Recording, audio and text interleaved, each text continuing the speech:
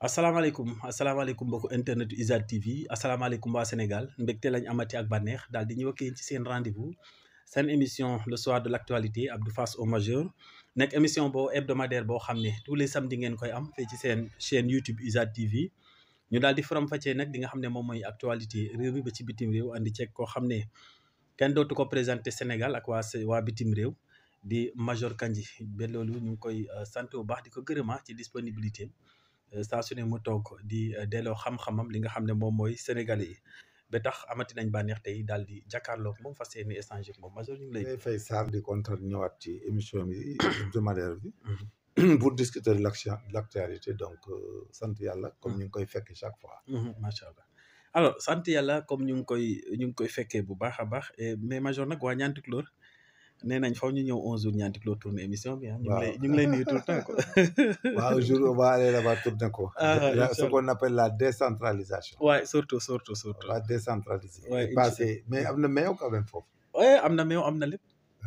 ñoom Abdou Faye ñu ngi foofu borom nag ak meew yi. soow ak meew rek soow pur bi nga naan ci bu baax. waaw gis nga soow pur meew bu far sax moom. aca boog Abdou Faye yaa ngi dégg sa papa major ah. d'accord donc préparé ko soow pur bu far. bu far waaw ak bu ko defee rek bu ñëwee Niane Tukulóor nga mën ko ci jox ay soo incha allah. waaw noonu la yàlla baax na acca di entamé rek li nga xam ne moom mooy actualité bi li ci gën a fees nag mooy rapport boobu xam ne pôle financier donc pôle judiciaire financier bi génnewaat nañu benn rapport rapport bu yàgg la quand même mais dañuy doog a citer quelques noms ci tur yooyu nag dañ cee gis turu Wally Seck ak Amadou Sall donc fils de Amadou Ba alors mais liñ ci waxaat pas Wally Seck mais buñ ko cité dafa indi benn tuude ñëpp di naan Wally moo jël Wally alors que rapport su ma juumulee bokkul ak condamnation bi nga xam ne juge moo décidé ne diw dafa jël loolu aussi lan ngeen la leeral lañ ci indi bu ko defee Sénégal yi mooy tindi ko aussi di taxal koo xam ne yoon defagul liggéeyam. parce que rapport ça veut dire le rapport énumère des faits. et de conclure aussi que le gars est coupable du ko def. ok day wax ce qui s'est passé rek. que suite à la gestion de telle affaire. Tant de francs ont été investis, tant de francs ont été dépensés, mais il manque tant de francs qui n'ont pas été dépensés, ou bien la justification n'est pas claire ou n'est pas convaincante. Mais c'est pas du pénal. Maintenant, mais le rapport permet au procureur de la République, lui, de retenir de conclure à une, et que là-bas, il met en œuvre l'action publique. L'action publique, ok. Maintenant, pour provoquer ce qu'on appelle une instruction, une instruire affaire, moi, ce qui se passe. Dans le cas d'espèce nag benn sénégalais warute ñëw di tudd ay nit xam nga un état dafa am état boo gis ci àdduna à l'époque dana am business état. Les hommes d'affaires travaillaient avec l'état, faisaient des affaires avec l'état. À l'époque aussi au Sénégal l'état donnait des terrains, l'état donnait des marchés, l'état donnait tout. Maintenant nag les donnes ont changé, il y a des manquements que les nouveaux chefs ne peuvent pas tolérer. Ils veulent voir clair. Maintenant en attendant sénégalais yi cruauté bi ñu bëgg a dugg la ñuy arrêté. ku jóg ñu incriminer la wax loolu bon. duudal la c'est pas normal. Wally Seck dañ moom lañ koy laaj bu ñëwee moom mën naa am la mu fay wax c'est convaincant. Là-bas seul le juge pourra dire que man ce monsieur là je le renvoie devant une juridiction de jugement. te après instruction quoi. et que bu dee foofu aussi ñu xaar bañ condamné ko mu plaider défendre ses intérêts. mais ce qui est décent et ce qui est pudique. mënu ñu nekk ci réew moo xam ne dañuy yeewu suba teel rek ku nekk ñu bëgg a yàq ñëpp. toroxal ñëpp loolu mënta nekk. il faut qu'on arrête et puis qu'on laisse ces gens là faire leur job. suñu paree leur job bañ dem devant des jugements publics. mais chacun saura ce qui s'est passé. réellement quoi parce que y aura une audience publique. Ouais, ou des audiences publiques. il faut qu'on attende cela quoi moo gën aussi li ñu dugg nii c'est pas bon. c'est pas bon ñëpp rek ngay wax rek wax. et puis ce qui est très dangereux da ngay gis ñoo xam ne sont pas partis dans le procès électoral. mais dañuy dem di incriminer nit. di ko incriminer di anticiper di wax lu ne jël ci ay responsabilités yoo xam ne ëllëg. si les données changent. mais doo ko ñemee waxaat. dëgg la tout à fait mais c'est pas la peine. il faut arrêter il faut que les laisser nag ils vont aller se défendre. parce que c'est tout à fait normal que un état qui gère des biens et des deniers publics. gis du nébuleux il faut que mu clair ci xelam. oui tout à fait c'est légal. c'est normal aussi. maintenant Sénégal yi nag ñoo war a bàyyi di. ñoom ñooy génn di avancer de trop ci lu ne. parce que comme ni ñii di demee di répondre. noonu la Sénégalais bu ne war a répondre. oui tout à fait munoo taxaw sax naan politique la dañ ma complot loolu du wax. il faut que nekk dem. boo demee défendre reyanteeg ñi la ko ji.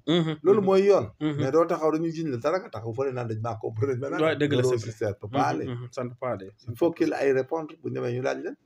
lu ci infraction mais bu ñu demee devant le juge devant la barre. mais Macky Sall bu la mayee terrain. te am habilité à donner un terrain.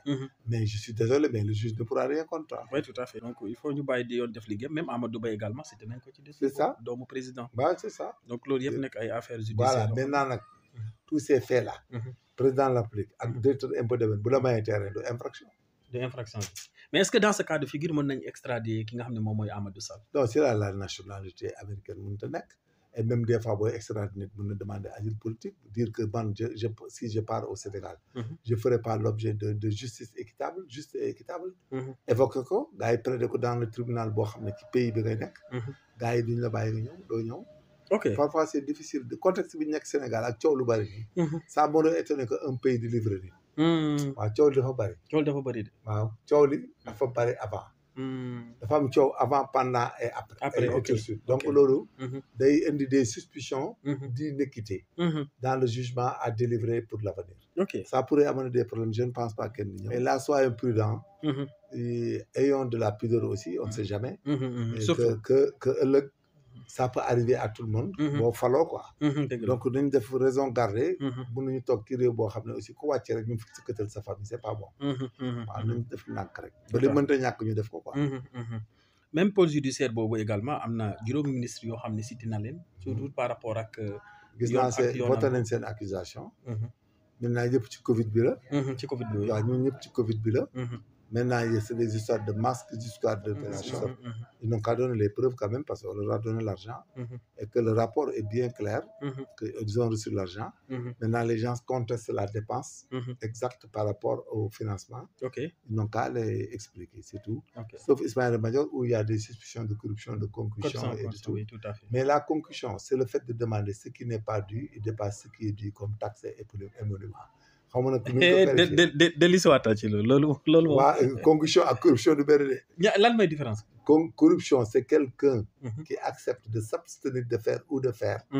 en demandant quelque chose comme de l'argent directement. Je te dis que tu me donnes 100 000 francs. je te fais ça. ou bien tu me donnes 100 000 francs je te libère ou je ne fais pas. ok je dis rien. et je te prends pas mi ngi mel nga jàpp sax tuxkatu yàmba. trafiquant mu jox la xaalis nga bàyyi procédure mu nul. xam nga loolu. c'est le fait de ne pas faire de la procédure. wala nga ne jox nga ne léegi jox ma nga corrompre nit. nga jox ko xaalis mu defal la kayit goo xam ne amoo ci droit. amoo ci droit fay. mais la concussion c'est le fait de recevoir comme taxe ou émolument ce qui n'est pas dû ou dépenser ce qui est dû. mi ngi mel ni nga war a fay impôt dara. wala nga war a fay amende forfaitaire dara. wala nga war a fay. benn timbre wala dara fekk waruñu fay dara. c'est gratuit ma jël ci yow xaaj na la ngay fay.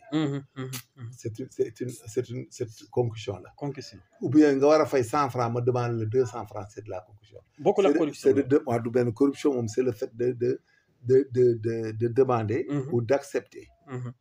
de l'argent ou des avantages. pour faire en contrepartie par exemple de s'abstenir à faire ce que la loi demande de faire. ou bien de ne pas faire ce que la loi demande de faire tout à fait. lu benn mais la concussion c'est le fait de demander et de recevoir. comme taxe ou émolument ce qui n'est pas dû ou dépasser ce qui est dû. ok c'est ça qu'on appelle la concussion. c'est ça la concussion. moo tax il faut que ñu xoolaat ko jaaxal na ma nag waa ji am concussion peut-être il a demandé parce que comme en tant que ministre. s'il parle avec quelqu'un pour qu'il gagne le marché haut, là-bas, je pense qu'il se limite à la corruption. La concussion, ça m'aurait étonné. Dans son cas d'espèce, quoi. Jaaxal na ma toujours ndax dégg naa concussion bi. mais c'est demander ce qui n'est pas dû et dépasser ce qui est dû comme taxe ou émolument. ok donc dans ce cas de comme amende wala taxe émolument. nga nax waa ji intellectuellement ne ko lii ngay fay. fekk warul fay koo fay dëgg la donc loolu. xam nga comme ni gars yi def circulation waa ji ñëw yow yaa doon doxantu fii di fi xool ni ne nangam di saw fii dangam. donc tu payes 50 000 ñu defeere la. waaw dëgg la loolu concussion la. parce que waru koo fay. parce que même bu doon fay contravention 3 000 la. donc la première hypothèse. tu as demandé ce qui dépasse. mooy contravention 3 000 la. voilà maintenant si doit rien payer nga fa jël 50 000 tu as mën na nekk Maintenant, tu as demandé ce qui n'est pas dû. Ok, comme tout à taxe. fait. Comme amende et émolument, c'est ça. Ok. Donc, Moi, je n'ai pas problème avec commission. Moi, c'est les attentes ou bien la corruption, le vol, l'escroquerie, l'abus de confiance, la concussion, tout ça. Ah, ben bu ci infraction bu nekk bokkut ak. Non, concussion loolu la. bokkut ak concussion il faut da ngay nax waa ji mu jox la lu ëpp li mu waroon a fay. wala mu jox la mu fay la loo xam ne warta fay dara. ok loolu mooy concussion. macha allah fay warul am mu fay. wala lii lañ war a fay 5000 mu nga fay loo ko 10 000. ça m'a étonné que monsieur là puisse être auteur d'une parce que concussion bi il faut que tu sois investi de pouvoir. Et puis là dans les marchés là la plupart c'est de la corruption. C'est pas de la concussion. Concussion mënu fa am. Dans les histoires de transactions peu orthodoxes en matière de marché et autres, ça c'est de la corruption. Ok, corruption rek moo fa mën a am. Ok, donc leeral boobu aussi amati na solo. Mais concussion c'est ça, c'est autre chose. C'est le code. Donc ça c'est très technique aussi hein. waaw concussion loolu la. Ah loolu technique na de. waaw da nga xam ñu bëri xamuñu ko. non ñu bëri xamuñu ko. Alors dans la semaine aussi gis nañ Azoura Fall def benn sortie am kaddu yu ñaaw yoo xam ne yëkkati na ko jëmale ko ci président Macky Sall bàyyil kenn kay neen képp ku bokkul Pastef saaga na la saaga na la. waaw képp koo xam ne far na ak Macky Sall quoi. waaw tout le monde il a injuré tout le monde. waaw loolu aussi. Mais c'est dommage. Mais l'essentiel il paraît que le procureur a lancé un avis pour le rechercher, l'interpeller et prendre une mesure de garde à vue. Maintenant, comme on ne l'a pas vu, il a le droit de fuir et d'aller se réfugier là où il veut. Dans ce cas d'espèce, personne n'a rien à dire en national. Il faut attendre que tu voies Azoura muy circuler en plein Dakar impuni. C'est là-bas où les gens doivent intervenir. Mais du fait que dañ ko bëgg a jàpp def na délit. Et on ne le voit pas. Cela veut dire que c'est un fugitif, il a pris la fuite. Maintenant, il prend la fuite définitivement jusqu'à la prescription de l'action publique. Mais on verra. Mais maintenant, s'il revient... La prescription plus on dit c'est combien? 3 ans. 3 ans là. Okay. Vous m'avez dit 3 ans. On verra. Maintenant, s'il revient, il n'est pas condamné. On verra s'il revient et qu'il soit interpellé, arrêté, libéré. Tout ça, on tirera les conséquences. Dans ce cas-là. Mais pour l'instant, il faut laisser d'attendre de le voir circuler impuni. Ok. Ok, là, ça c'est dans le cadre juridique. Maintenant, dans le cadre de la réglementation des injures sur les réseaux sociaux, l'État du Sénégal, est-ce que... Non, mais il y a TikTok. C'est lui-même qui le met dans le TikTok. Oui. C'est pas un support que quand on porte plainte, dans le TikTok, on a le droit de diffuser, qu'on pourrait le permettre. Mais ce n'est pas des réseaux, hein, c'est du TikTok. Oui, mais je n'ai pas de réseau, il dit ça aussi. Non, bon, qui réseau, qui site, qui site, donc, il y a beaucoup, quoi. Non, gars, mais le réseau YouTube, c'est YouTube et TikTok qui sont responsables. Ok. D'accepter un support injurieux qui appelle à la haine, à la rancœur, à la violence d'angam. TikTok ou YouTube, ok. Mais quant à télé yi ak site yi comme site bi boo ci saaga ni mën nañu boo bàyyi nit di ci saaga mën nañu jàpp. Oui, tout à fait. ak moom quoi mais yooyu du benn parce que c'est des links. Oui, tout à fait. ay link la yooyu dugg rek. dugal yow mi ko dugal nag yaay responsable. Maintenant Sénégal aussi war nañ ko xoolaat parce que kenn ku nekk lu la neex rek nga wax TikTok non mais la mesure mooy procureur convoqué rek boo saaga ndey ak yooyu rek ñu jàpp la. boo defee ko tudd aussi ñu interpellé la. loolu la ci magistrat yi mën mais il faut pas ak cybercriminalité mënuñu topp. non tout ce qui est injurie am na ñoo xam nekkuñu Sénégal. ñi ci bëri nekkuñu Sénégal kay. ñi ci bëri nekkuñu Sénégal. L'infraction est commise à l'étranger et véhiculée par un support électronique avec une teneur internationale. Donc maintenant ñoom mën nañu wax ne man saagawuma fii États-Unis laa saaga. kan moo leen ko diviser man ba ma koy saaga sama néeg laa saaga. defar vidéo pour man. dugg TikTok. Sénégal yoonam nekku ci nañ xaar ba mu ñëw Sénégal. bu ñëwee ñu téye bu ñëwee fii ñu yëm ko téye. En tout cas compliqué na de. parce que Sénégal toll. moo tax góor yi sonn nañ. C'est-à-dire actuellement nii on a un problème de mœurs. de comportement de pudeur de confiance mutuelle. Il y a de la rancœur entre les gens, il y a de la haine, il y a de la peur, il y a tout entre les gens. Et choses compliquées quoi. Très compliqué. Parce que Sénégal yi bu ñu demee ba kenn ku nekk. non léegi am na ñoo xam ne kay kenn du laal kenn du jege kenn. waaw gis naa ci benn neveu ak oncle am kay gis naa leen keroog mi yaay ji dañuy wax. tabaski gën a weesu yaay ji sax da ko ñaan xar mu bañ. yaay waa ji yaay beneen waa ji nekk beneen parti. parce que politique bi moom moo waral. politique bi indi rancœur bi. non ça c'est dommage. politique au lieu mu boole nit ñi parce que yaay ji dafa nekkoon ci parti politique. booy bi ñëw en ko bay def ay propres contre lui di ko jéem a humilier waa ji ne ko d'accord man sa yaay ñoo bokk ndey ak baay man maa ko yor yor la ndax sa yaay laa yor mu yor la waaye waa ji arrêté mais ça a été une catastrophe et puis loolu bu bëree ci réew mi mais ñooñu ñëpp mënu leen wutal liggéey day tas ay famille waaw tas nay famille ba pare c'est dommage mais on verra la suite en tout cas compliqué maintenant comment faire maintenant pour restaurer ce terrain politique ça sera compliqué tant qu'on est là hein, ça c'est pas possible cette confiance mutuelle dootul amati même les marabouts y a des problèmes dans les kii religieux tout le monde il y a partout des problèmes partout il y a partout des problèmes même dans les corporations professionnelles il y a des problèmes maintenant nag on verra ce qui va se faire après pour que les gens se reviennent à l'orthodoxie oui surtout c'est trop compliqué c'est profond quoi c'est profond maintenant retour Macky Sall aussi 2029 ni ñaa ngi koy ruumandaat ci suuf am na ci droit parce que tant qu'il n'est pas frappé par l'article 34 ouais il va revenir ok il peut revenir en 2029 waaw bu ñëwee nag l'essentiel bu dee affaire raison politique sans motif légal ou légitime ku ko song moom il aura le temps de se défendre ok voilà c'est tout simplement ça parce que finalement aussi la justice là mais c'est des professionnels là ils ont des relations internationales parfois ils reçoivent des informations ailleurs qui leur demandent de faire les choses comme telles ouais tout à fait boo ko tuddee da ngay dem kaso de ok et puis xam nga vous savez dans tous les pays du monde les histoires de la démocratie là et de la violence démocratique est une source de désordre ouais voilà tu as vu en Côte d'Ivoire il y a un gosse dont le père travaille là-bas il est né il était bon Ivoirien qui représente la Côte d'Ivoire partout mais pour être président les gens l'ont expliqué mooy le Thiam là ok oui tout à fait waaw yooyu la mel rek Macky Sall ëllëg bu bëggee nekk président Sénégal mais les gens seront sportifs il faut le laisser aller faire campagne et battre campagne et essayer de gagner mais Salngari aussi nga foog mënati na gagner ah ben loolu c'est ça va réconforter le Pastef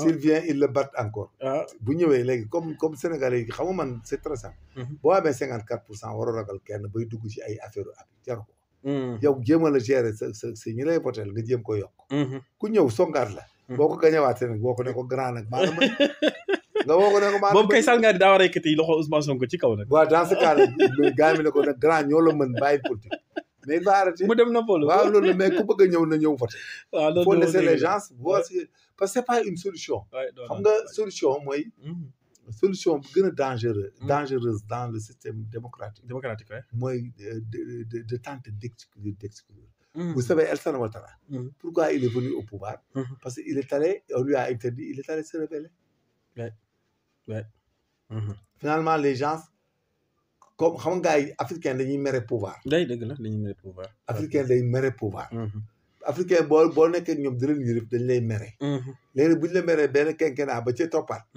nga am noo def ak nit rek mën na indi détail ouais dëgg la waaw parce que dañuy sikkal nit dafa non dañuy sénégalais dañoo gaaw a sikkal ñun premier problème bi ñu njëkk a gérer Sénégal et de veiller scrupuleusement sur ça mooy de faire de sorte que duñu am des mouvements de masse comme yi ñu amoon xam nga comme bi passé ñëw y avait des gens qui disaient que ñii defuñu fi dara ñooñu xañ mënuñoo tekki mënuñu nangam ku tekkiwul da nga ko koy jiñ léegi nag dañuy éviter waat loolu amaat Sénégal ci au profit d'une autre personne ok dans le cas d'espèce bu boobaa ñun danañ gis luñ dul nettali parce que dañ dem dans des violences jamais égalées ok te cela nag pour l'éviter il faut faire la démystification de ces mouvements de masse et de ces psychologies nuisibles afin qu'on puisse laisser les gens jouir de leur droit de citoyen pouvoir aller en vote participer à des élections président mënoo ko gagner ay élections mu dem mu bëgg a ñëwaat ngay théoriser c'est source de conflit lay indi waaw il faut laisser quoi parce que day mujj ay njurée di ci dugg étranger di ci dugg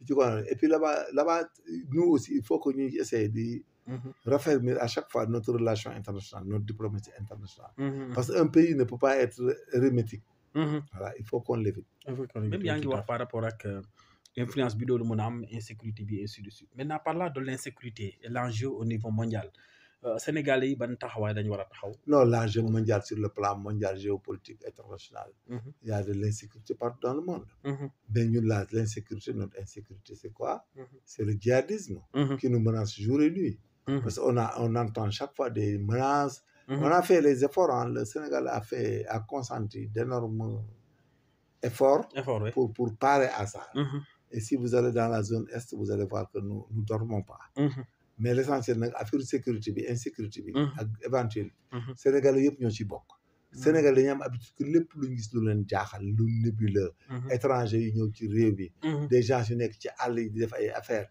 di def seen genre daara nga gis ay étrangers yu ñëw des nouveaux résidents des passagers nga gis ay comportements peu orthodoxes ñoo xam ne ñuy réunion ci àll yi les forces de sécurité et de défense ce n'est pas l'armée seulement et la gendarmerie il y a la police aussi qui doit participer la douane aussi et les eaux et forêts surtout la douane doit vérifier toutes les marchandises pour voir la présence d'armes de munitions de produits explosifs.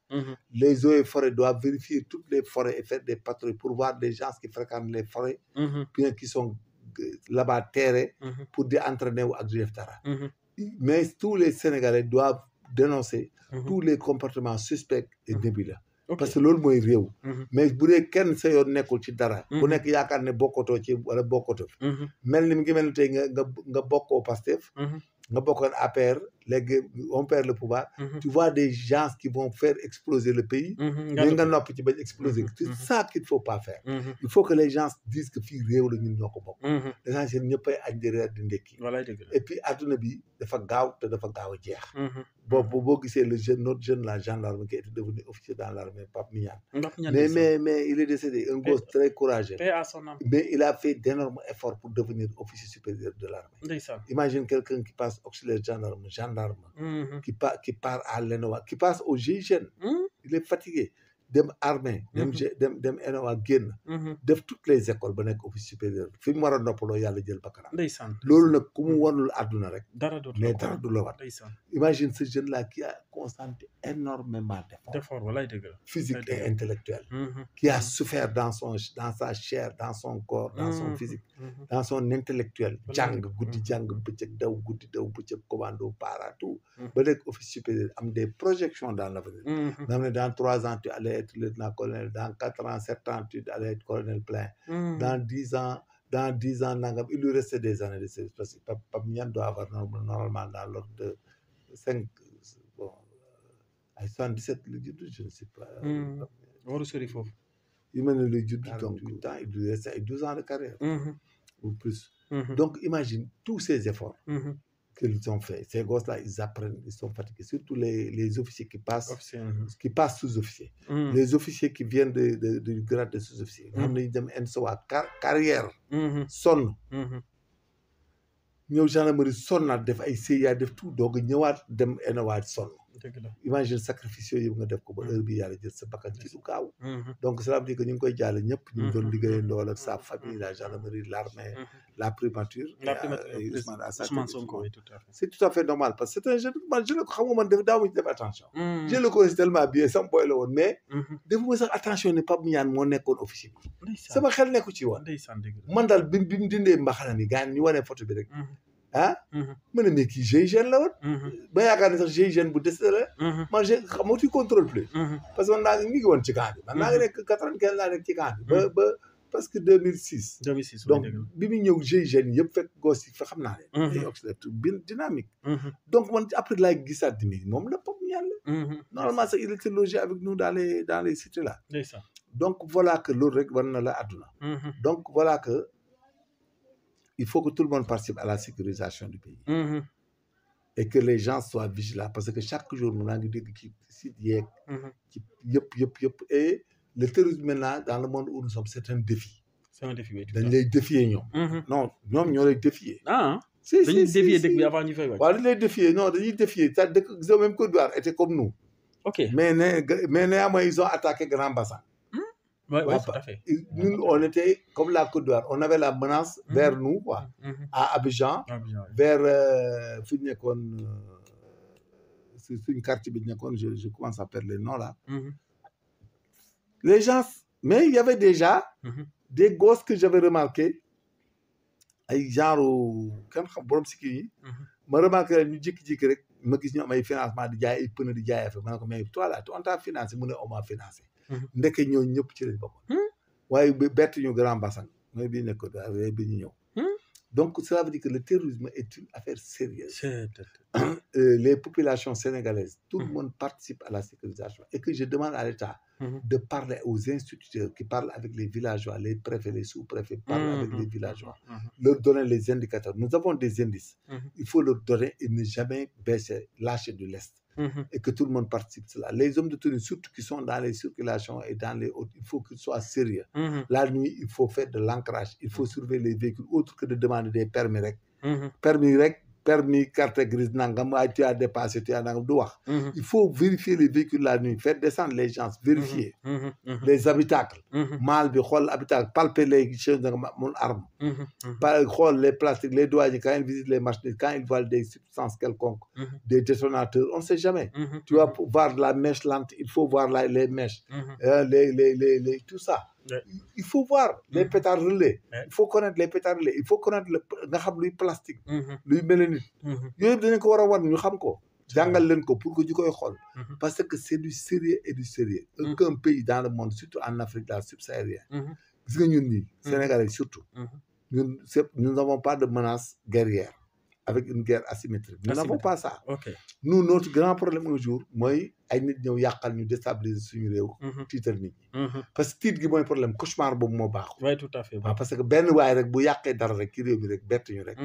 jàpp ba pare paare wuñ ko wala dara ñun on sera en insécurité et là ça agit sur notre économie. Oui, tout à fait. Mais là-bas il faut sensibiliser les populations, les villageois, les élèves, tout le monde, les bergers même, même les chauffeurs de taxi. Tout le monde doit s'y mettre et qu'on les sensibilise pour ne leen nag réew mu nekk sa sécurité da nga ci parce que ku ci gis ku louche wala lu louche. Ça ne coûte rien d'aller contrôler des étrangers qui viennent de quelque part et qui logent. Si on les voit, on voit leur portable, on voit, mais on les surveille. Mais la police et la gendarmerie ne peuvent pas surveiller toutes les maisons, les hameaux, les gens qui fréquentent la brousse, les gens qui se déplacent avec les loumas, les gens qui ont une activité nouvelle. Sénégalais boo ñëwoon sax di jaay fii ay pneu ci koñ bi wala indi alal ñu ne waaye importateur la fekk il est financé par le djihadisme. C'est important. Hein? Oui, c'est important. Donc, c'est tout le monde qui participe à ça. Il faut sensibiliser davantage tout le monde. Que tout le monde participe à ça. En tout cas, loolu de ñi ñëpp dañ cee war a jàpp sensibilisation boobu. Gën ko doxal. Oui, dañuy sensibiliser ñëpp jàpp ci. Sinon rek li yàlla ça peut nous surprendre un jour. Ça peut nous surprendre. nekk na lu am solo message bu am solo la donc na ko Sénégalais bàyyi xel képp ko gis ay nit yu suspect dans les quartiers dans les villages ci àll bi. Vraiment alerter les préfets, la gendarmerie. Oui, tout le monde. La gendarmerie est présente partout. demal na commandant man li ma gis ci àll bi li ma gis ci quartier bi. jaaxal na ma. damaa gis ñu bees ñu fi ñëw daal luy nekk. yor seeni nangam. Genre bu ñëwee on a des systèmes de surveillance, de filature et de tout. Et puis, on peut les écouter téléphoniquement. On peut les surveiller et puis on pourra avoir quelque chose. La douane, ce n'est pas la marchandise de fraude avec tu sais sucre que c'est. Il faut voir aussi les autres substances. Oui, tout à fait. La police des frontières aussi. Il faut veiller sur l'algorithme et les mouvements des personnes. Et que la nuit aussi, les gens qui sont dans les brigades périphériques là, la nuit, il faut vérifier les véhicules. La police aussi, parfois, il faut vérifier les véhicules suspectés. Voilà. Il faut qu'on soit plus sérieux dans ce que nous faisons. Tout à fait. Chose pour ne pas avoir de surprise. Chose importante. Hein. Alors, ñu jàll ci beneen point. Abdou Nguer dafa entamé grève de la faim. dégg naa ko. C'est son droit. Grève illimitée aussi. C'est son droit parce que beaucoup de gens aussi ont fait des grèves de la faim dans ce pays. Hein. C'est son droit le plus absolu. Waaw, Premier ministre defoon na grève de la faim. Waaw, tout le monde a le droit. Grève de faim, c'est un moyen de lutte.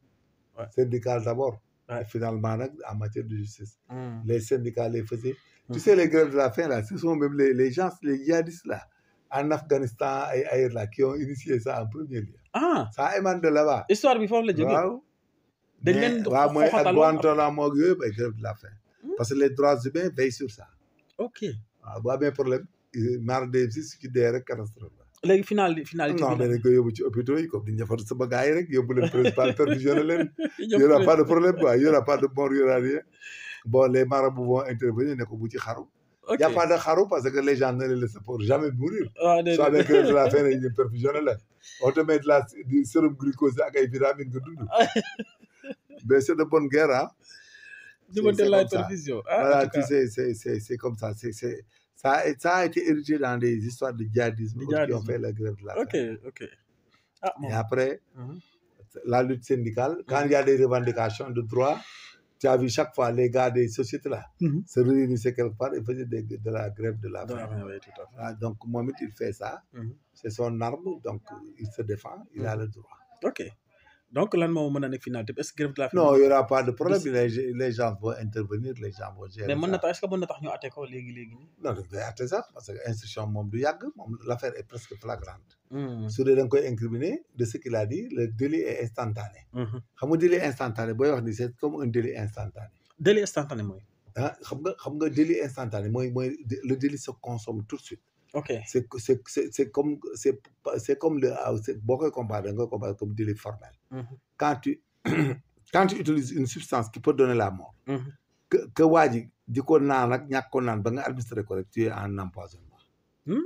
voilà même bu ko naanoo. waaw mooy on l'appelle délit formel. ok xam nga délit instantané par exemple mi ngi mel ni nga am loo xam ne l'infraction se fait tout de suite. c'est de comme outrage public à la pudeur. à la pudeur nga jël rek ubbi sa ci mbedd bi en public. après tu refermes. xam nga le délit est instantané. jeex na xam boo ñëwee doo gis benn trace. dëgg la y' a pas de dégâts boo mën a constater. doo mën a constater kii est-ce que. ou pas jam na ci mbedd bi ou pas. donc doo ko mënati nga dëgg de. doo ko mënati. voilà coow rek nga fay fekk. waaw da ngay fekk coow waaw dafa ñëw fi def taat nen mais waaye su minute wu ji taxaw ajaat na ko. voilà. ku yéex a gis dootoo xool. xam nga y' a des théories des instances délit continu délit formel. voilà c'est ça. ok. l'acte initial rek constitue l'infraction. ok xam nga tentative d'escroquerie amul. tentative d'escroquerie. amul. ñu bëri xamuñu ne. du délit. non amul sax c'est-à-dire l'acte initial constitue l'infraction. ah bon xam nga la tentative dañ naan toute tentative de crime ou délit qui aurait été manifestée par un commencement de délit. ouais. Celle-là a manqué son effet ou n'a été suspendu outre que par la volonté de son auteur est considéré comme le crime et le délit. Le délit, oui. Ça veut dire que l'auteur n'a pas arrêté son infraction. ok. C'est des circonstances extérieures. Indépendant de sa volonté, qui ont fait que l'infraction n'a pas eu lieu. Oui. xam nga loolu mooy la tentative punissable. est-ce que loolu la ñu ne là-bas y a absence de désistement volontaire absence de résultat nuisible parce que bu amee résultat nuisible day am problème. oui mais là-bas c'est la tentative. mais escroquerie xam nga boo ñëwee di la jéem a jaay benn or. boo xam ne baaxul. du or. léegi loolu laa te dit que c'est de l'escroquerie. ok en tout cas donc ñaari kii yooyu noonu ñi bëri dañuy def confiance. xam nga abus de confiance bu non abus de confiance gars yi yoo xam mais tentative d'abus de confiance amul dara. oui tout à fait. il faut être intelligent. oui parce que abus de confiance dañ lay jox dara en fait d'un contrat bien défini à charge de restriction ou de représentation. oui. maintenant donc la remise elle est déjà faite. oui tout à fait. on t'a donné la remise afin que tu respectes. maintenant le fait de après mise en demeure qui est la condition sine qua non, tu n'es plus capable de représenter ou de faire. mais le délit est consommé. Il n'y a pas de tentative. ok. technique. La tentative de viol n'existe pas, mais constitue une autre infraction. Bonne infraction là. Attentat à la pudeur avec violence ou sans violence. ok. viol amul parce que la pénétration et la condition sine qua non. les sine qua non oui tout à fait wax nga dëgg. parce que le fait nga forcer benn xale bu jigéen xotti sër bi. jéem ko mbaggaan ba ko pénétrer. mu échappé. pénétrer woo ko. législative bu ñu la yóbbu viol. oui dëgg la. attentat à la pudeur avec violence là. oui tout à fait. et attentat à la pudeur de la victime même s'il y a d'autres témoins c'est de l'outrage public à la pudeur à leur encontre. donc il faut différencier l'attentat à la pudeur et le viol. ok. Attenter à la pudeur de la personne et de l'outrage public à la pudeur. Parce que quand tu attentes à la pudeur d'une femme, il y a le viol qui est la pénétration contre la volonté de la victime. C'est le viol. L'attentat à la pudeur, c'est tout acte qui porte atteinte à la pudeur de la personne. Par exemple, jigéen nga bett ko ëñ séram mu sëgg rek nga xëcc séram taa di feeñ. wala nga ñëw jàppi wenam. xam nga léegi attentat à la pudeur sur la personne. C'est elle qui porte plainte. Mais l'outrage public à la pudeur, le législateur peut intervenir. La plainte n'est pas préjudiciable à l'action publique. Parce que tu as fait un acte public de nature à porter atteinte à la pudeur de ceux qui en sont involontairement les témoins. Mais là-bas, le législateur dit que doo gis benn chambre boo xam ne. La fenêtre là est fermée. mais un peu béante. Avec un petit trou. yow waa ji il couche chaque fois là-bas avec une femme ou quelqu'un. yow chaque fois nga ñëw di yurlu. là-bas tu n'es pas un témoin involontaire, tu es volontaire. Il n'y a pas de doute. Mais c'est tout ça, c'est des soubresauts yoo xam ne on a tendance à l'oublier dans la procédure pénale. oui tout à fait. da ngay gis benn fii nga dem y a pas y a pas qui de l'humain ah nga gis gars yi def ay viol ba di ko déférer tout ça il faut le voir fekk viol amu fa le viol il faut aller vers le gars mu defar benn certificat médical su defee certificat médical day déterminer xam nga bu dee nag la personne par la bouche la par la nangam il faut nga am ay présence de sperme parce que là-bas tu peux pas déterminer que il a mis son membre viril dans la bouche ou l'oreille de la personne parce que bu amee présence de sperme tu peux moo tax les histoires de viol aussi il faut Sénégal ñu reprendre ko avec des professionnels avant quand on prend la personne ñu jël suñu masque wala ñu reprendre le scénario reconstituer ko def tout et là-bas si le juge doute que la personne vraiment a eu les entrejambes de la femme autre tu le condamnes pour attentat à la pudeur à 3 mois c'est dissuasif mais taxaw ne rës rek taxaw di dem instruction mu toog 2 ans 3 ans ñuy lay du dëgg après non c'est mën na dem de parce que il faut des interventions externes dans la gestion des histoires de viol surtout waaw viol surtout en tout cas c'est une chose compliquée maintenant le fait d'enceinte une fille est-ce que non bu dul mineur est-ce que délit la donc boo enceinte ko tout ko mais jeex na peut-être mën na da nga ko violé woon mu nëbb ko mais là-bas le législateur peut prendre la justice ne ko non madame mënuñu laa violer ba nga ëmb te waxoo ko voilà là-bas il dit que non le fait d'enceinte seulement rek loolu moom non du délit boo ko enceinte bu dee mineur rek moom bu dee mineur c'est autre chose le consentement n'est pas retenu c'est abus de faiblesse de mineur les parents peuvent même porter plainte pour viol parce que tu as abusé d'elle nga da ngay daanu mais boo une femme boo ko enceinte tout court bañ refus de paternité la on ne peut rien contre toi sinon nag si on détermine la paternité on t'oblige à reconnaître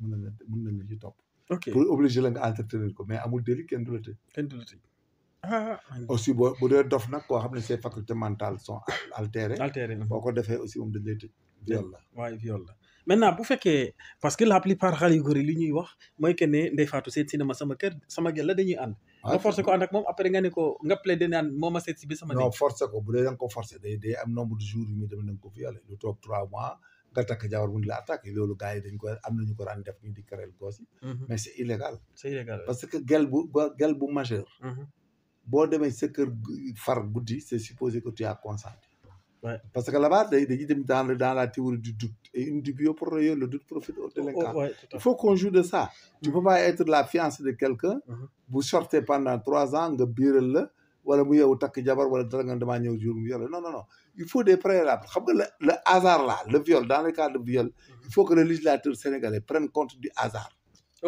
de la surprise voilà nga xam ne xamoo ko wóoru ko xamu mais doo nekk waaye bu nekk sa far tout temps ngeen duuloo ngeen bëgg nangam et puis la plupart loolu lañ ñeneen ñi dañuy monter scénario pour non man du jàll avec moi man à l'époque sa far la woon kañ nga fa dem guddi loo fa doon def man dafa kii bëgg a dem man naa est-ce que mës ngeen coucher waa dina mës nañ coucher mais tu arrêtes tu n'arrêtes pas la personne moo tax il faut ñu jox ñu affaire ñu koy enquête les histoires de mœurs là non franchement je suis désolé mais moi je suis porte volontaire on fait un cabinet on les règle ça parce que aussi ni ñu koy defee nii parfois ça c'est un peu dangereux c'est un peu dangereux des fois nga gis ko xam ne yàq na carrière am xale góor yu bëri tëj nañ leen ci non yóbbu leen instruction pendant 5 ans léeg-léeg gis benn paa bu doom bu jigéen nekk une fille de mœurs légère mu mer rek skrel waa ji jëlee avocat ji jëpp et puis Sénégal aussi c'est ça le problème oui c'est ça le problème en tout cas xaw na yéemi de mu ngi yàq xale yu góor yi de day tuumal da ngay nekk gis gel boo xam ne ba day nekk gelu booy bi di ko fréquenter tout ça ñuy def lu ne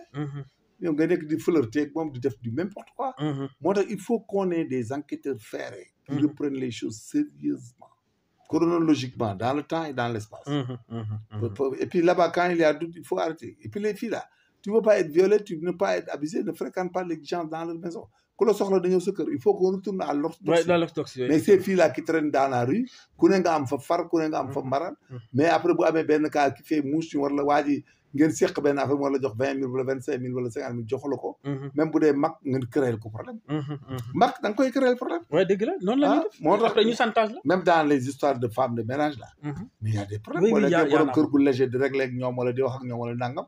am na lu muy demee rek un jour ñu laaj la xaalis nga bañ mu dóor la. waaw dëgg la. mais ñun on avait ça dans le système des Nations Unies ah. des femmes yoo xam ne loolu la ñuy tuddee foofu chantage. da ngay taxaw ñu yooxu naan la ñëw naan la dama biir man j'avais vu des gars yoo xam ne kii comment on appelle en Haïti. mais des gens yoo xam ne mais il y avait des femmes qui leur créaient des problèmes naan dama ëmb ak yooyu nga di ko jox xaalis muy dem ay Santo Domingo naan mooy en République dominicaine naan day yàq biir ak yooyu bu demee toog fa une semaine noos ñëwaat toog na la dañ na fekk yaa ko teg sa bopp yaa ci dem pourtant c'est pour cela que chaque fois on te dit que c'est déconseillé d'avoir des fiancés ak di régler ay gel foofu parce que on peut tout te faire parce que là-bas le système de nation si dans des problèmes de mœurs tu rentres maintenant si les mais il y a beaucoup de gens qui souffraient là-bas les staffs civils là et autres là les femmes là-bas les systèmes de nation femmes dañuy nax ba dugg la rek mais après elles te mènent en bourriquant mais ñemewuñ ko def un civil sans état d'âme donc ñoom fanaan sa kër ba bët seen naan danga ma violé dag ma nang boo ko defee Côte d'Ivoire ñemewu ko def Côte d'Ivoire civil si ivoirien doo gis benn femme bu dem ci néegu góor génn naan la viol ñemewoo ko di fréquenter nit naan ko viol ko dara amul la yàlla fa foutre là tu dors là-bas là qu'est-ce que tu veux tu vas fréquenter garçon là mu ne da ngay dégg ñu ne la tu vas fréquenter garçon là tu dors dans sa chambre tu es violé qu'est-ce que tu veux dors là-bas pourquoi xam nga yooyu pays échec lañ quoi ñoo am benn franc parler quoi waaw dañ koy régler dem mais dans les autres circonstances tu es staff Nations Unies civil comme si Paul wala dara mais tu te permets de régler avec femme mais tu prends en bourriquant sans état d'âme mais sans état d'âme ils te prennent de l'argent il y a des gens qui ont perdu là-bas ay gis naa fa benn staff boo xam ne cadre la woon mais il a perdu un jour ay 7 millions ci benn femme ndax da ko aberder chantage ko il fallait arranger ça kenn du ko yëg 7 millions la ko jox ay 14 000 $.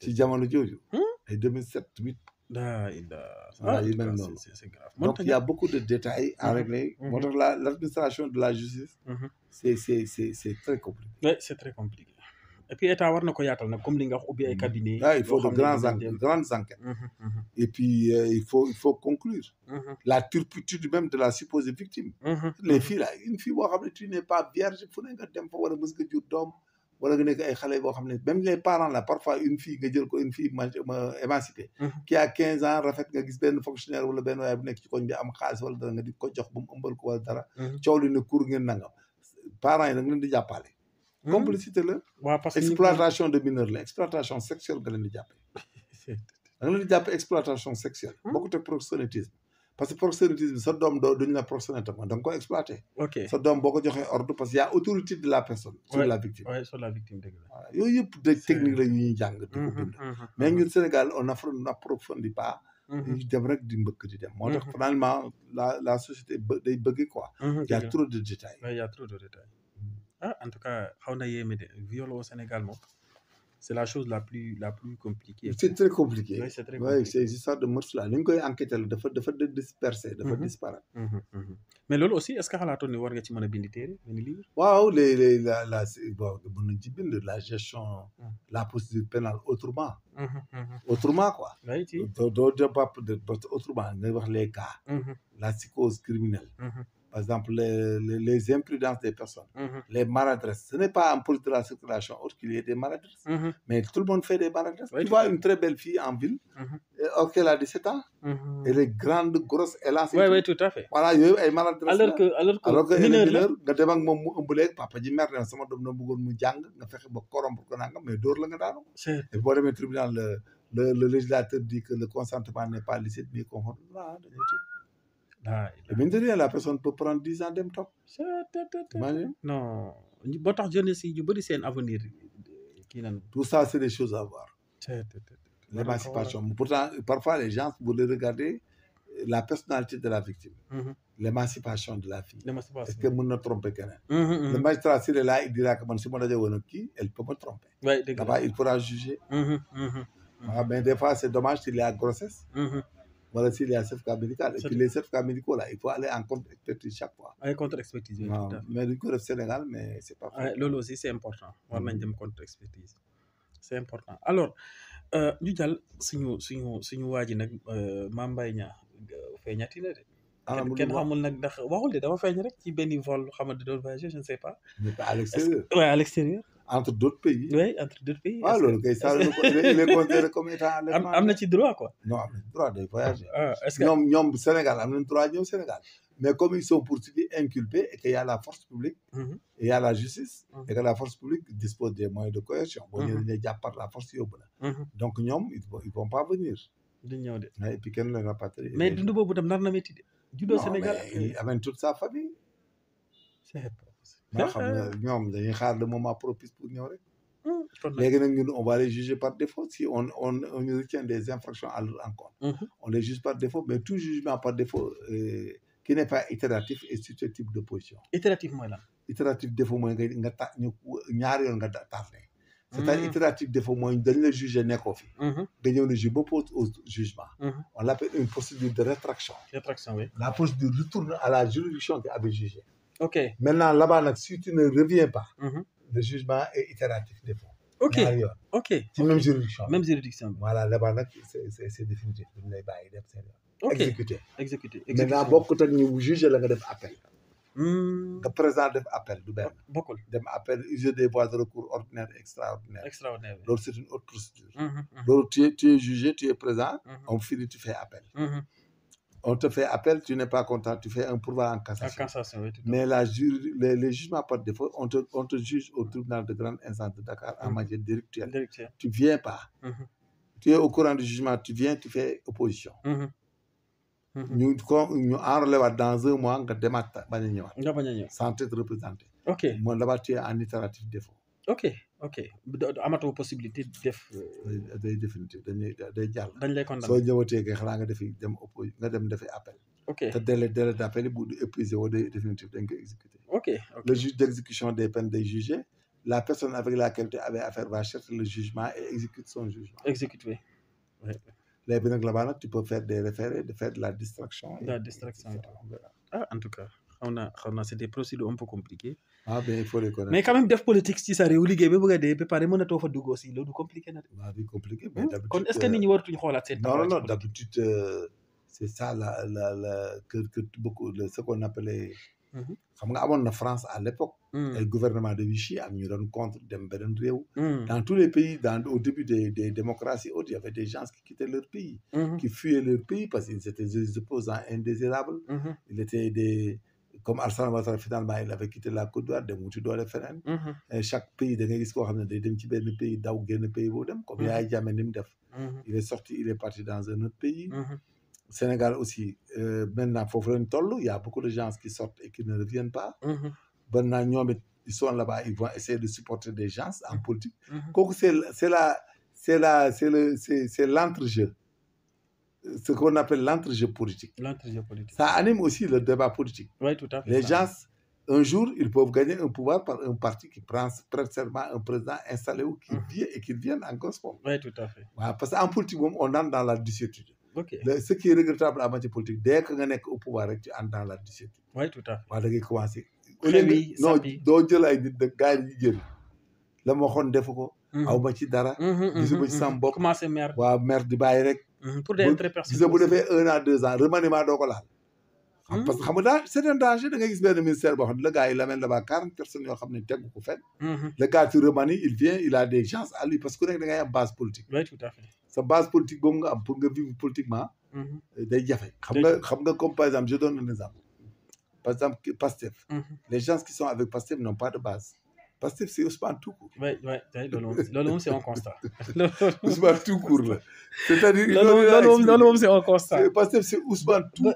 bëriwul ñi ci am ay base amuñu gars yi kenn amu ci 5 personnes.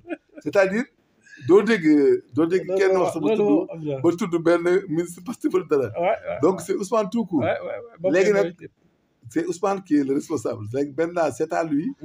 de mettre en place une taxonomie pour maintenir les gens. Oui, tout à fait. Autour de lui. C'est très important. Maintenant, faute de quoi, ils vont aller à la dissuétude.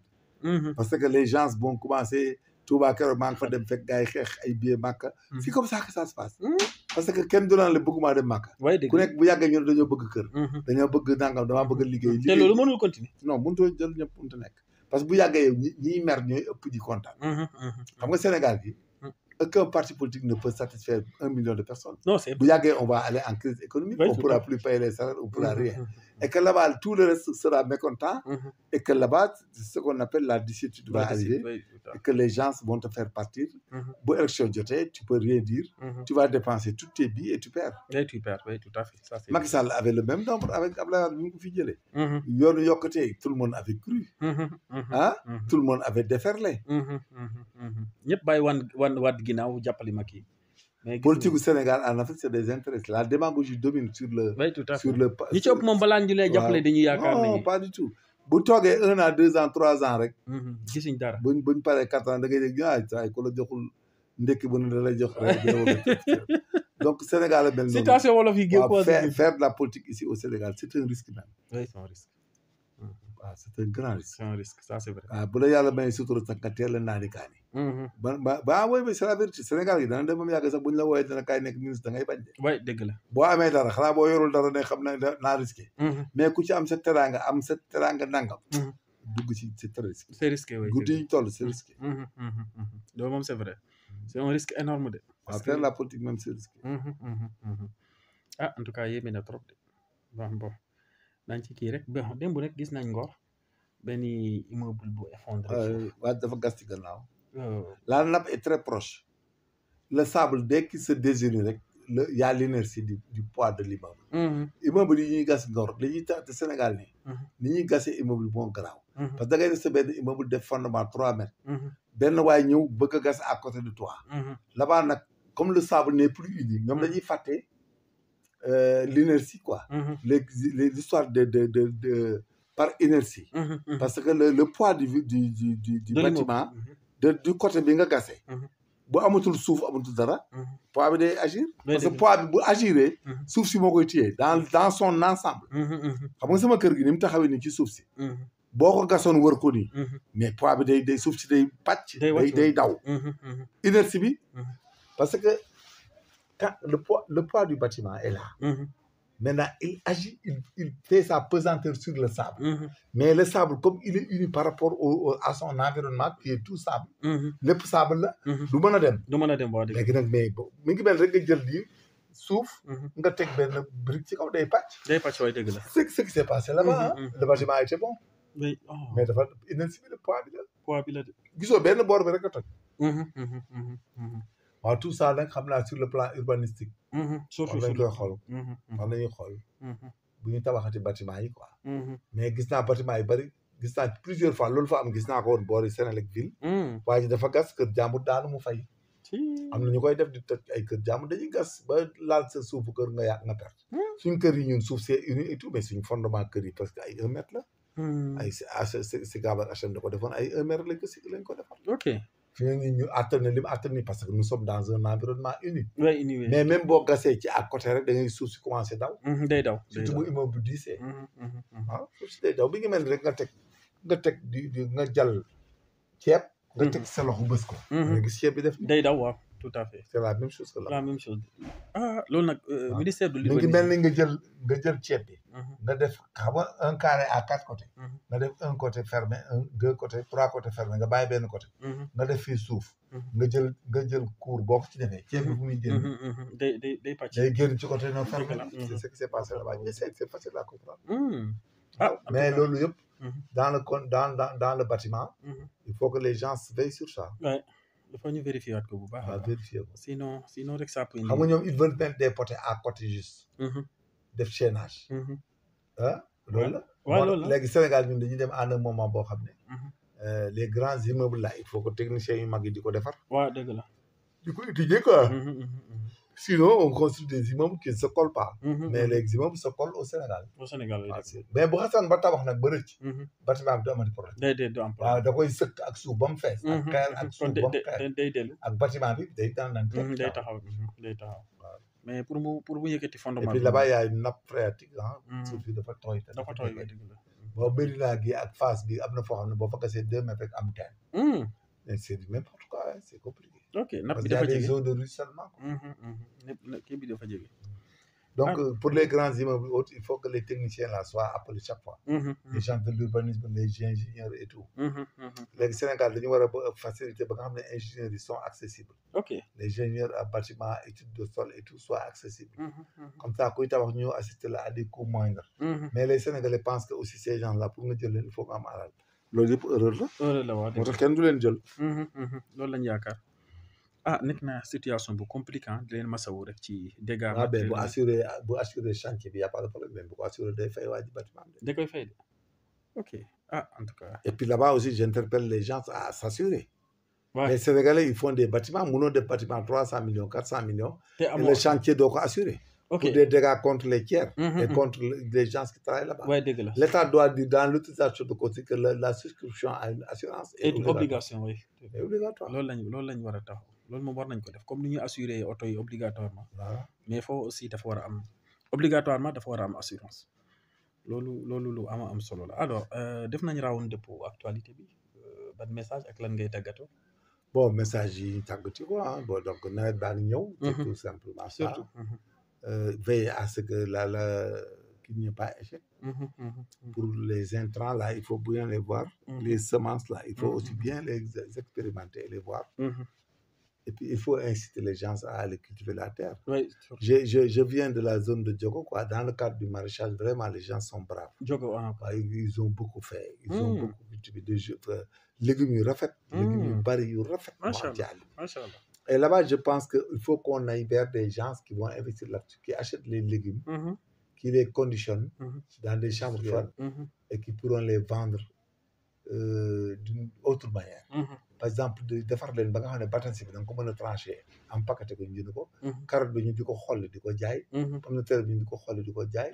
Oignon bi ñu def ko oignon bu ñu dagg ba pare di ko def ci ay sachet nga jënd dem. Yooyu dañ ko war a industrialiser. Ok parce que am na navet. am na carotte. am na jaxatu am na tout est là-bas. tout est là-bas et puis yu rafet. c'est vraiment ren gis naa ne waa Diogo zone yooyu li ñu béy dafa rafet. macha allah maintenant nag cela veut dire quoi c'est l'État. Les histoires de DER et autres là doivent initier des gens qui sont dans la transformation de ces produits. Pour pas transformation au sens étymologique du terme. Mais au traitement de ces produits mooy carotte bi am ay ñu koy xool di ko jaay ci ay sachet. navet bi batanse tout di ko nit ñi di ko jënd di ko def nga xam ne boo ñëwee sa kër doo xooli doo tax da nga ñëw tudd. ñun surgelé bi nañ jël suñu pomme de terre di ko jëm a def surgelé aussi. Oui tout à fait loolu aussi war nañ fa dem. Chose importante hein. Voilà loolu yëpp c'est des choses c'est important. De le faire parce que je pense que c'est ça et inciter les gens à l'agriculture. Ouais. Et puis si voire même créer des sociétés d'agriculture pour l'État du Sénégal. Parce que moo gën DER bi nga jox boo yoo xam ne dañuy daw rek. c'est ça dañ koy jëlee gaal bi dem wala ñu. koy jëlee gaal dem Sénégal. Oui tout à fait. Alors mu émission yu am solo di ko sant di ko gërëm moom Major Kandji ci seen émission le soir de l'actualité de face au Major nekk émission hebdomadaire boo xam ne tous les samedis ngeen koy am à partir de 20h te également gis ngeen defati nañ le tour de l'actualité nationale et internationale di leen sant di leen gërëm di leen wax rek ne abonner la chaîne et activer la cloche de notification tout en sachant que toutes les semaines di ngeen ko am di ngeen jàkkaarloo ak yéen daal di waxtaanee li nga xam ne moom mooy actualité réew mi comme ni ñu ko waxee léegi ñu leen di jox nag rendez-vous samedi prochain à partir de 20h mais également le 24 mai inchallah avec la publication de son livre ñu ngi leen di woo média yëpp nañ ñëw bu ko defee rek ñu assister à la publication de son livre bu am solo boo xam ne c'est une guide de formation civile et morale civique et morale des forces de défense et de sécurité mu nekk benn livre bu am solo boo xam ne lépp li nga xam ne le comportement du militaire du civil taxal nañ ko ci biir condensé ko avec un français très accessible vraiment livre bu ko lire daal muy civil muy militaire di nga ci gis sa bopp di nga xam également comment est-ce que le Sénégalais doit se comporter patriotiquement civiquement ainsi de suite donc loolu nekk na benn livre bu am solo donc le 24 mars daal Major moom moo woote. c'est ça 24 mars on va mais autant pour moi mais 24 mai. Mai du moins c'est 24 mai. Le livre c'est un cours quand même c'est des condensés de cours. Qui ont été agencés. Synchronisés. Avec des phrases de transition pour aller d'une discipline à une autre. Oui, tout à fait. Et qui permettra à l'apprenant et au cadre et tout le monde d'avoir un autre comportement. Surtout les apprenants et les hommes, les exécutants. Ils sauront quel est le comportement orthodoxe qu'ils doivent avoir vis-à-vis des populations sur lesquelles ils exercent la justice, quoi, le règlement, la police, quoi, comme on dit, la police. Mais aussi à leur supérieur, à leur chef, ils sauront comment ils doivent gérer les hommes et comment ils doivent les surveiller et pour qu'il n'y ait jamais de bavure. Oui, tout à fait. Voilà, et que éventuellement les civils qui seront intéressés à cela vont avoir une appréhension plus positive envers les forces de sécurité et de défense. Et que ça va rappeler même ce qu'on appelle le CAPLA, c'est la police community, le partenariat entre forces de sécurité et population. Tout à fait. Ce qu'on appelle le CAPLA. Il faut qu'il y ait un partenariat qui permet aux policiers de répondre aux attentes des populations et que les populations aussi sachent comment apporter et porter à la connaissance de la police par le renseignement et l'information les parties et les cas les plus préoccupants de leur inquiétude. C'est comme ça que ça se passe. Machallah. Donc, c'est des choses initiées dans les États les plus modernes. Vous avez vu le comportement des gendarmes, des policiers américains, anglais, autres. Quand il y a un cas, comment ils viennent, ils assistent la personne, comment ils se comportent, comment ils lui parlent et tout ça. Tout ça, nous devons l'avoir. Hein? Qu'est-ce qui se passe? Hein? Il faut aller vers là-bas. Fais ça, ce n'est pas la peine. Donc, je pense qu'ils vont beaucoup changer. Et puis, ils auront un background intellectuel qui leur permettra d'interférer dans tout le débat public. Parce qu'il faut qu'ils sachent ce que c'est que la constitution sénégalaise. Hein. Il faut que de l'autre côté, ils connaissent les formes d'immunité diplomatique, de connaître le contrôle démocratique, vraiment, et de connaître le leadership, le management, beaucoup de choses, les droits humains. Voilà ce qui leur permettrait d'avoir un argument périn, un argument soutenu, qui leur permettra de participer à la vie quotidienne et au débat public. Débat public, tout à fait. Ah, livre bi moo nekk nii lu mu doon wax noonu yëpp lépp lañ tëxañ ci biir ngay civil ngay militaire ainsi de suite, tu en as besoin keroog rek maa ngi koy wan sama étudiants yi fële itee comme ñu ngi wax ne livre bi ne moom wax dëgg ne yàlla étudiants yi sax dinañ ci wut quoi. ñu ngi lay féliciter quoi. Vraiment. Ça le permet de l'avoir chaque fois, de mën a discuter ça. Parce que gis naa ay hommes de tenue yu génn wax ci tête ak nangam, mais da ngay sentir nit ñi ils n'ont pas le background. C'est malheureux quoi, mais c'est du coq à l'âne. Parce que léegi monde bi nekk c'est pas tu vas expliquer rek nii di discréditer se faire voir, ça passera pas, on te prendra comme un ridicule. Donc ce n'est pas la peine. Dëgg la. Ce n'est pas en discréditant les anciens collègues, en discréditant les chefs du ci ngay amee dara. Déedéet. Moi je peux pas comprendre nga bokk ci corporation 30 ans 35 ans 40 ans nga taxaw di inventer de toutes pièces di contre ñi nga àndaloon di leen waxal lu bon, di leen fexeel lu bon, di dugg ci lu ne pour looy am doo ci jëlee dara et puis da nga ciy ñaaw. Dëgg la. C'est ça. Chose importante. Alors mu nekk ay précisions yu am solo donc livre baa ngi noonu le 24 mai incha allah nag mooy cérémonie officielle bi nga xam ne dañ ko war a dédicacer invité yi nag xam naa dinaa leen woo yéen ñëpp ma jox leen seen carte d'invitation bu ko defee am na sama benn xarit nag Babou Ndiaye nee na ma cérémonie bi dinaa ñëw de ça ma ne ko di nga ñëw malgré. Tu n'es pas voilà donc inchallah je vais t'inviter inchallah. Merci beaucoup. Alors merci, on se donne rendez-vous le samedi prochain inchallah même heure et activez la cloche de notification et surtout abonnez. Merci, à la prochaine.